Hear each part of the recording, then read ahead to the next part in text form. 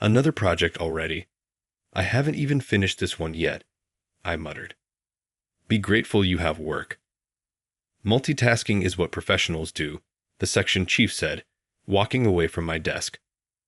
My name is Ryan, and I'm a software engineer in my 3rd year with the company.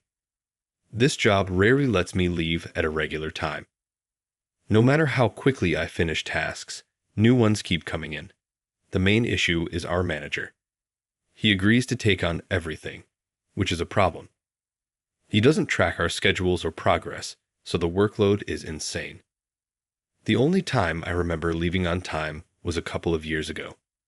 The manager was away on a business trip, and I decided to hang out with some coworkers. We went to a bowling alley, where we met some ladies playing in the next lane. We hit it off and decided to go to a bar together. That's where I met my future wife, Ava. Ava and I got married about a year after we met. My job was as hectic as ever, and I was constantly working overtime. But on weekends, Ava and I would go out for movies, dinner, and shopping at the mall. Lately, Ava had been experiencing a lot of lower back and abdominal pain. She tried massages, chiropractic treatments, and osteopathic care, but nothing seemed to work. One night, she had not just her usual back pain, but also severe abdominal pain. I found her condition alarming and called an ambulance. We ended up in the ER in the middle of the night. I thought it might be appendicitis, but I was way off the mark. The ER doctor, an internal medicine specialist, looked quite concerned and said, "Ava, you should see a gynecologist immediately." A gynecological issue? She's been wanting kids. Is she going to be okay? Worries flooded my mind. All I wished for was Ava to recover. The next day, I took a day off and accompanied her to a renowned hospital's gynecology department. It turned out Ava had uterine cancer. It had advanced and even spread to her colon.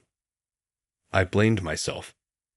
She started showing symptoms of back pain about 6 months ago. Why didn't I take her to the hospital sooner? If it had been detected earlier, she might have had a chance with surgery. She was given just 3 months to live. I immediately discussed this with my supervisor and department head. All I wanted was to leave work on time as much as possible. I even went to my team and asked for their understanding and cooperation. My colleagues were very supportive. The following 3 months until Ava's departure went by in a flash. Honestly, I felt numb, like it wasn't real. I couldn't even look back at her past. After her funeral, I didn't feel like doing anything or even going outside. I didn't want to go back to work, but considering my colleagues who supported me, I felt obligated to return. So, I resumed work after 2 weeks. After lunch, I was called into the conference room.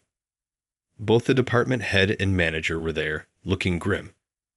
"Ryan, we understand you had a tough time at home. But look, our work situation is also very challenging. Leaving on time for 3 months and then taking 2 weeks off, that's not acceptable," the section chief said with a tone dripping in sarcasm. "Yes, I apologize to everyone in the department for any inconvenience," I said, although deep down, I thought I hadn't really inconvenienced the director, who wasn't involved with the computer program at all. Next, the manager chimed in. "You don't want to be in a busy department, do you? We happen to have an opening in our office out in Iowa. You'll start there next week." I remembered hearing from a colleague, probably Mike, that if you took consecutive days off or refused overtime several times, you could be sent to a less desirable position. With Ava gone and a void in my heart, I didn't care where I worked anymore. Working had become so insignificant that I simply didn't care about it anymore. Feeling utterly disheartened and lacking any motivation, I just sat there, nodded, and returned to my seat. Sometime later, I moved. My new location was a quiet rural town. Demoted at such a young age. Huh. I mumbled to myself, looking at the vast landscape. Before I knew it, a week had passed since my transfer. The new company, for better or worse, was a place where I had a lot of free time. Hardly any need for overtime. I could work at my own pace. One day, I was coding a simple program at a coffee shop for a change of pace. After a while, droplets began to fall on the table I was using. It was raining outside. For a second, I thought the roof was leaking. Looking up, I saw a soaked girl with brown hair and streaks of red and blue, kind of looking like a rebel, staring intently at my laptop. Worried about the water damaging my laptop, I began to shut it down. But the girl quickly said, "Wait. Hey, mister, you work with computers, right? Can I see? I'm kind of interested." "Well, yeah, but you should dry off first. Don't want you catching a cold," I replied and called the staff. "Excuse me, can we get a towel for this young lady here?" As she dried herself off with the towel brought over by the staff, she thanked me.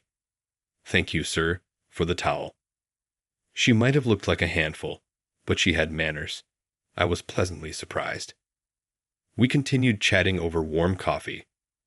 The girl, named Catherine, was a senior at a nearby public high school. She had just started her senior year and was unsure about her future. "I'm not really academic, so college isn't in the cards. But I want to pick the right job," Catherine shared. She had tried various part-time jobs like working in a factory, being a cashier at a grocery store, and even fast food, but nothing felt right. Then I thought, everything's about computers nowadays. She didn't own a computer, but got interested after some lessons at school. If she wanted more options for jobs, knowing computers would be essential. I told Catherine, "I'll be working at the coffee shop for the rest of the week, so if you need anything, feel free to drop by." The next day, and the day after that, she came to the coffee shop. When she asked my name and I told her, she began calling me Mr. Smith. "What's all that stuff you're always doing on your computer, Mr. Smith? All those letters and stuff. It looks like some kind of spell." "Oh, this? It's called programming. It's used to make websites and blogs." After explaining how websites are made by combining various characters and symbols, she became very interested. "Do you have a computer at home?" I asked, to which she replied she didn't. Eager to learn, Catherine began to copy the contents of my screen onto her notebook diligently, day after day. After about a month of this, I made a proposal. "You'll learn faster if you actually use a computer rather than just copying things down. We've got an old laptop at the office we were going to toss out. Want to use it for studying?" Her eyes lighting up, Catherine exclaimed, "Really, Mr. Smith? I can have it." "Yeah, it's old and not the best, but better than nothing," I explained. "That's fine, just having one is great." A few days later, when I gave Catherine the computer, she jumped up and down and said, "Yay." From the next day, she came armed with a barrage of questions. She was diligent, buying books to study from and bringing a notebook filled with questions to go through. Thanks to that, she was able to launch a small website just 6 months later. "Hey, I can use this as a reference for job hunting," she said with a gleaming smile, obviously delighted. With job interviews just days away, Catherine dyed her hair jet black. "Catherine, you look so professional." "Just for now. Once I secure a job, I'll go back to being stylish," she said with a bashful smile, slightly pouting. "Good luck with your interviews." "Thanks," Catherine replied, flashing a peace sign with a big grin. 2 weeks later, while I was at our usual coffee shop, Catherine burst in excitedly. Ryan, guess what? I got a job offer." She reported the news with a radiant smile as if a flower had blossomed on her face. I replied, "That's great. Congratulations." To my surprise, Catherine started crying, still wearing that big smile. "Ryan, thank you. Getting into my first choice company is all thanks to you. I really appreciate it." Seeing her like this made me happy. To me, Catherine always seemed a bit quirky, but I found her irresistibly charming. Ever since Ava left, there had been a gaping hole in my life, but Catherine slowly started filling it. Soon, I realized I spent more time helping Catherine study than dwelling on memories of Ava. No, Catherine, I'm the one who should be thanking you. Do you want to go out for dinner next Sunday to celebrate? She cheerfully replied, Sounds great. And just like that, it was April. Good morning. A person from HR greeted everyone as the morning meeting began. Today, we'll introduce the new employees who will join us this year.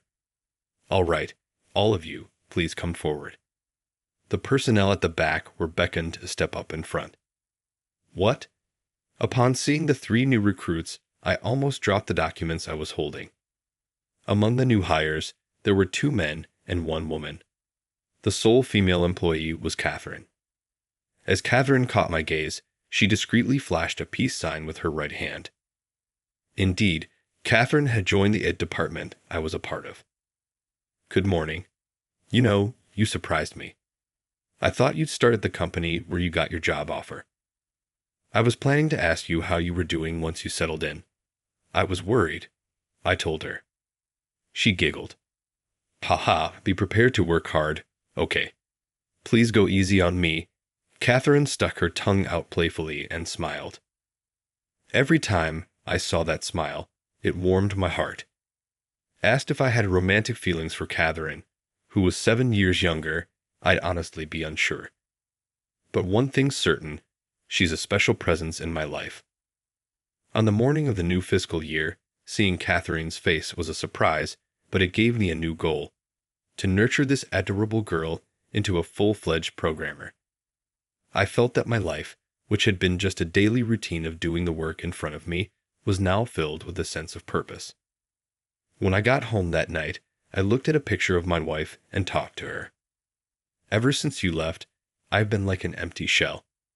You must have been worried about me, but after coming to this countryside town and meeting Catherine, teaching her about computers almost daily, I've been distracted from my sorrow. I wonder if you're jealous watching over me and Catherine. I'll do my best to be a reliable senior, so please watch over me. I will walk firmly forward so that you can rest assured. With that, I silently made a promise to Ava in the photograph.